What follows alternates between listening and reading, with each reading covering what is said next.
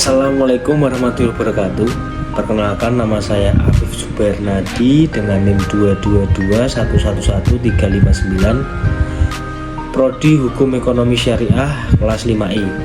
Di sini saya akan menyampaikan hasil review buku guna memenuhi tugas mata kuliah Hukum Acara Peradilan Agama yang diampu oleh Bapak Yusuf Wibisono. Langsung saja, Hukum Acara Peradilan Agama yang ada 8 bab. Yang pertama ada kedudukan peradilan agama. Nah, peradilan agama adalah salah satu pelaku kekuasaan kehakiman bagi rakyat mencari keadilan yang beragama Islam mengenai perkara tertentu sebagaimana dimaksud dalam Undang-Undang Nomor 7 1989 dan Undang-Undang Nomor 3 Tahun 2006 tentang perubahan atas Undang-Undang Nomor 7 Tahun 1989 tentang peradilan agama. Dapat diadakan pengkhususan peradilan, yaitu peradilan syariat Islam di Provinsi Nanggore Aceh Darussalam. Yang pertama itu ada pengadilan agama atau PA, yang kedua ada pengadilan tinggi agama atau PTA. Selanjutnya bab kedua ada asas hukum acara peradilan agama.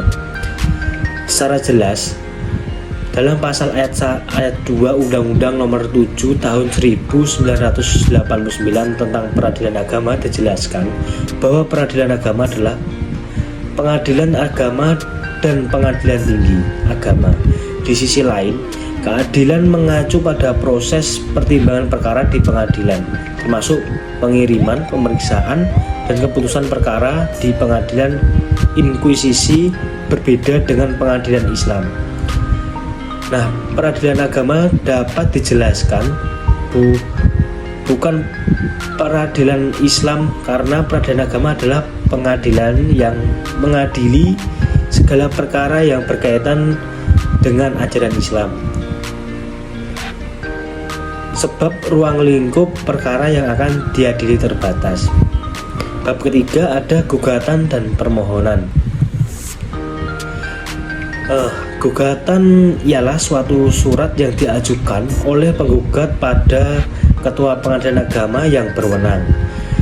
Dalam suatu sengketa hukum dapat penggugat dan tergugat. Penggugat adalah orang yang menuntut hak-hak keperdataan dalam peradilan data. Nah, penggugat bisa orang atau lebih perseorangan atau badan, sehingga ada istilah penggugat pertama, penggugat kedua, dan penggugat ketiga, dan seterusnya. Selanjutnya proses perkara di pengadilan. Gugatan atau permohonan agar dapat diperiksa oleh hakim harus memenuhi proses pendaftaran sebagai berikut. Yang pertama yaitu ada gugatan atau permohonan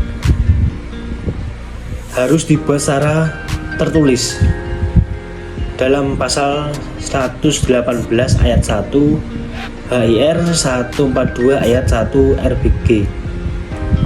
Yang kedua, ada surat gugatan atau permohonan digadaikan sejumlah pihak akan dalam perkara.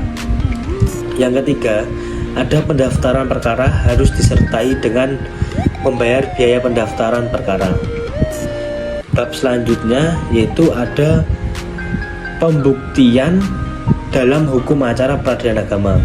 Nah, pembuktian ini dalam arti yuridis, yaitu memberi dasar yang mencakup kepada hakim yang memeriksa perkara yang bersangkutan guna memberi kepastian tentang kebenaran peristiwa yang diajukan. Ini menurut Sudikno Mertokusumo. Nah, bab selanjutnya yaitu ada keputusan peradilan agama. Nah, pasal-pasal membahas tentang keputusan peradilan agama yaitu ketentuan-ketentuan yang diatur dalam pasal 57, 60, 61, 62, 63, dan pasal 64 Undang-Undang Nomor 7 Tahun 1989 tentang peradilan agama. Undang-Undang Nomor 3 Tahun 2003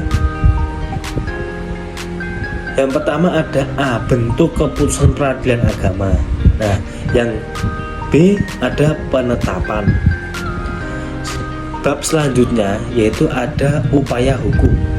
Nah, menurut Sudikno Mertokusumo, upaya hukum adalah upaya atau alat untuk mencegah atau memperbaiki kekeliruan dalam keputusan. Menurut Retno Wulan Sutantio memberikan pengertian, upaya hukum adalah upaya yang diberikan kepada seorang untuk dalam suatu hal tertentu melawan putusan hakim.